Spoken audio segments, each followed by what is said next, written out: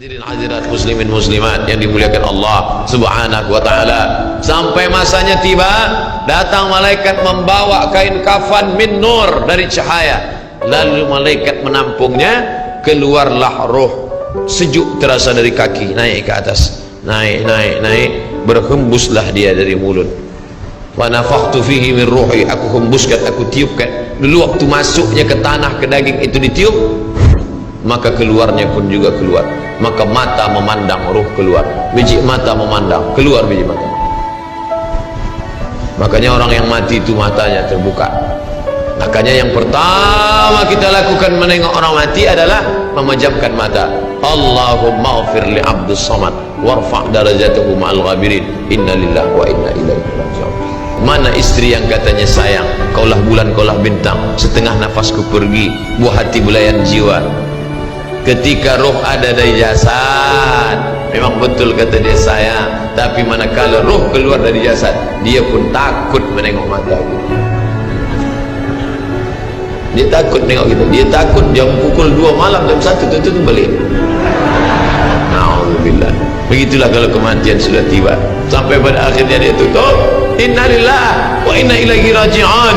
Selepas itu roh pun keluar, dibawa, kalau dia baik, roh itu dibawa, dimasukkan ke dalam kain kafan min nur, hadis riwayat Ahmad bin Hanbal, lalu dibawa oleh malaikat sampai ke pintu langit. Malaikat bertanya, inikah orang yang amalnya selalu dibawa pagi, dibawa petang?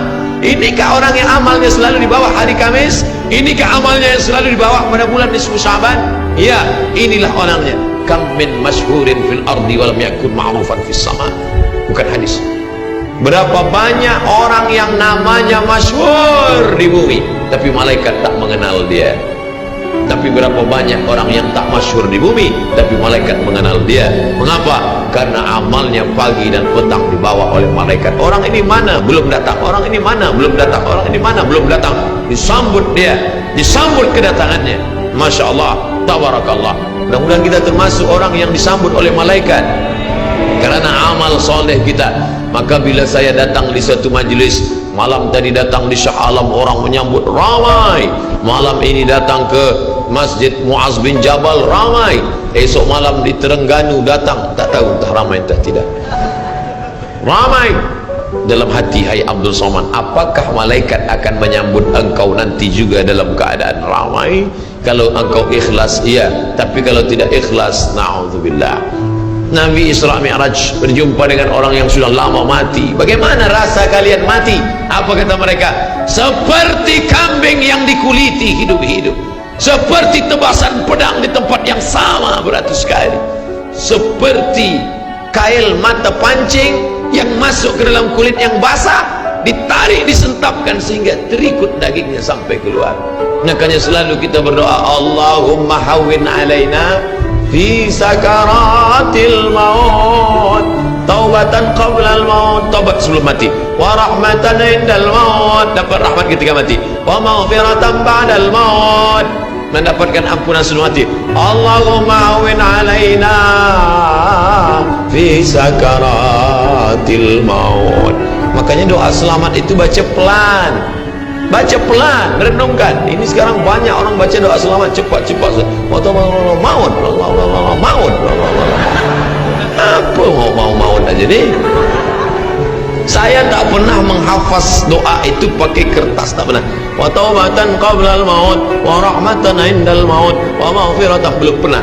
Kenapa Ustaz boleh hafaz? Sebab dulu dibawa oleh ayah, dibawa oleh bunda, dibawa dalam acara tahlil, dibawa dalam kenduri orang mati, dibawa tiap hari telinga mendengar Tuan Imam membaca pelan, maka kita ingat, wa taubatan qablal maut wa rahmatan indal maut. Anak-anak kita ini walaupun mereka lari sana sembang sini, tapi telinga mereka mendengar. Dan anak-anak ini hafaz. Kadang anak hafaz, ibu bapa tak hafaz. Sebab apa? Sebab dia golden age, usia emas. Mereka hebat, mereka kuat ingatannya, menangkap hafazan itu begitu kuat. Maka kita ajarkan mereka doa itu pelan-pelan. Sebab bila kita ajar kuat-kuat, mereka balik, dia panggil ibunda, dia panggil, cuba engkau baca apa doa tadi? Maut. Apa mau aja nih? Sebab di Irak banyak orang mati, sebab di Suriah banyak orang mati, di Palestin banyak orang mati, di Rohingya banyak orang mati. Padahal maknanya amat sangat dalam. Allahumma hawwin alaina, ringankan kami fi sakaratil maut. Tidak ada gunanya amal banyak kalau tidak selamat dalam sakaratul maut. Makanya kita selalu minta kepada Allah, Allahumma khtim lana bi husnil khatimah wa la takhtim alaina bi su'il khatimah. Allahumma ja'al akhir kalamina, jadikan akhir kalam kami inda intihai ajalina, ketika ajal kami sampai, jadikan akhir kalam kami yang terakhir keluar dari mulut kami qaula la ilaha illallah Muhammadur Rasulullah. Allah. Ya, seorang takbir ini nak pergi perang, menghadapi sakaratul maut, penting juga takbir. Sebab di situ banyak segala macam godaan-godaan. Datang syaitan membawa air, katanya menjelang sakaratul maut itu haus, panas, haus, maka datang syaitan membawa air. Engkau sebut nama aku bagi air. Mau? Kata dia. Mau? Engkau mau? Sebut nama aku. Tapi bila iman kita kuat, maka dia tidak akan mampu untuk menggoda kita. Sampai kapan syaitan tak pernah berputus asa? Sampai bila? La'atiyannahum min baini aydihim, aku datang dari hadapan, wa min khalfihim, aku datang dari belakang, wa an aymanihim, aku datang dari kanan, wa an syama'ilihim, aku datang dari kiri. Datang dia, datang dari hadapan, datang dari belakang, datang dari kanan, datang dari kiri. Oleh sebab itu yang banyak tuan-tuan yang ada berada di sini, tolong berzikir semua. Subhanallah, subhanallah, subhanallah. Kenapa? Dengan zikir itu maka larilah jin-jin setan yang ingin mengganggu. La'uhwiyannahum, aku akan goda mereka, aku akan sesatkan mereka. Berapa lama? Madamat arwahuhum fi ajsadihim, selama ruh ada dalam jasad, aku tak akan pernah berhenti sampai akhir keluar jasadnya dalam keadaan mati, tidak menyebut Allah Subhanahu wa ta'ala. Itulah punca mereka. Makanya kita selalu berzikir. Esok pagi terjaga dari tidur automatically, karena kita sudah programkan di kepala kita, manakala terbuka, alhamdulillahilladzi ahyana ba'da ma amatana wa ilaihi nusyur. Selapar-laparnya orang beriman, manakala dia tengok makanan, terus saja dia ingat Allah. Allahumma barik lana fi ma razaqtana wa qina azabannar. Tapi ada setengah umat Islam, bila dah kenyang saja baru ingat Allah. Alhamdulillah. Bila tak kenyang tak ada ingat Allah SWT. Na'udzubillah. Oleh sebab itu maka inilah hidup yang singkat ini. Bila pernah kita bersedekah, itulah yang akan menolong. Laula akhartani ila ajalin qarib, kalau engkau beri aku umur panjang ya Allah, apa yang akan kulakukan?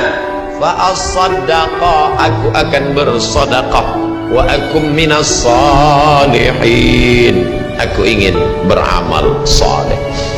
Malam ini tajuknya Masya Allah, ini tazkirah terakhir, ini tazkirah akhir, last, dan tajuknya pun akhir pula.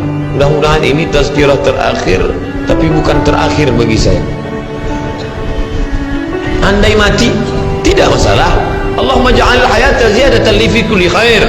Kalau engkau takdirkan aku besok masih hidup ya Allah, jadikan hidupku itu ziyadatan li, sebagai amal tambahan.